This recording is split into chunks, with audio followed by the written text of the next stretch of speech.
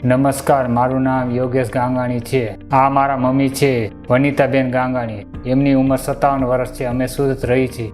મારા મમ્મીને 1 વર્ષ પહેલાં શરદી ખાંસી ઉધરસ થઈ ગયેલી હતી, એટલે નજીકના ડૉક્ટરને બતાવવા ગયેલા. ત્યાં એમને ડૉક્ટરને એ પણ બતાવ્યું, એમની છાતીમાં એક નાની ગાંઠ જેવું હતું. ડૉક્ટરે તપાસ્યું અને કહ્યું કે મને આમાં થોડું અજુગતું લાગે છે, તો તમે મોટા ડૉક્ટર પાસે જાઓ, ત્યાં ચેક કરાવો. એટલે અમે આનંદ સર પાસે આવ્યા. એમને મારા મમ્મીને તપાસીને કહ્યું કે આપણે એકવાર બાયોપ્સી કરાવી. એટલે અમે આ પાડી. બાયોપ્સી કરાવ્યું તો એનું રિઝલ્ટ આવ્યું કે મારા મમ્મીને 3જા સ્ટેજનું કેન્સર છે.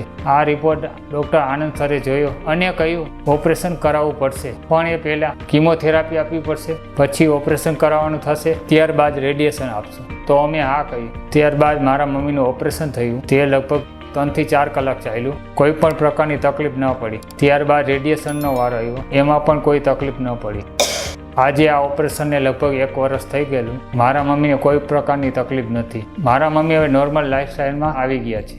મારી તમને બધાને એક જ વિનંતી છે, કેન્સરના કેસમાં જેટલું વહેલું નિદાન થાય એટલું સારું. જો તમારું કેન્સર પ્રાથમિક તબક્કામાં પકડાઈ જાય તો બહુ જ ઓછામાં ઈલાજ થઈ જશે. તો જો તમને જરાક પણ એવો ડાઉટ હોય મને કેન્સર થયું હોઈ શકે, કે કોઈ ડૉક્ટર તમને કેન્સર ડૉક્ટર મળવાની સલાહ આપે, તો જરાક પણ વાર કરશો નહીં. કેન્સરનું નિદાન જેટલું વહેલું થાય એટલું સારું. જો તમને 3જા કે 4થા સ્ટેપનું કેન્સર આવે તો પણ ગભરાવાની જરૂર નથી. કિમોથેરાપી કે રેડિયેશનથી જરા પણ ગભરાવાની જરૂર નથી. મારા મમ્મી આ બંને વસ્તુ લીધેલી. આજે તમારી સામે સ્વસ્થ બેઠા છીએ, એટલે સેફ પણ ગભરાશો નહીં. કેન્સર ડિટેક્ટ થાય તો તમારા નજીકના કેન્સરના ડૉક્ટરને તરત મળો, અને જો તમે સુરતમાં હો તરત જ ડૉક્ટર આનંદ સરને મળી લેજો. મારો અનુભવ આનંદ સર સાથેનો બહુ સારો રહ્યો છે. ધન્યવાદ.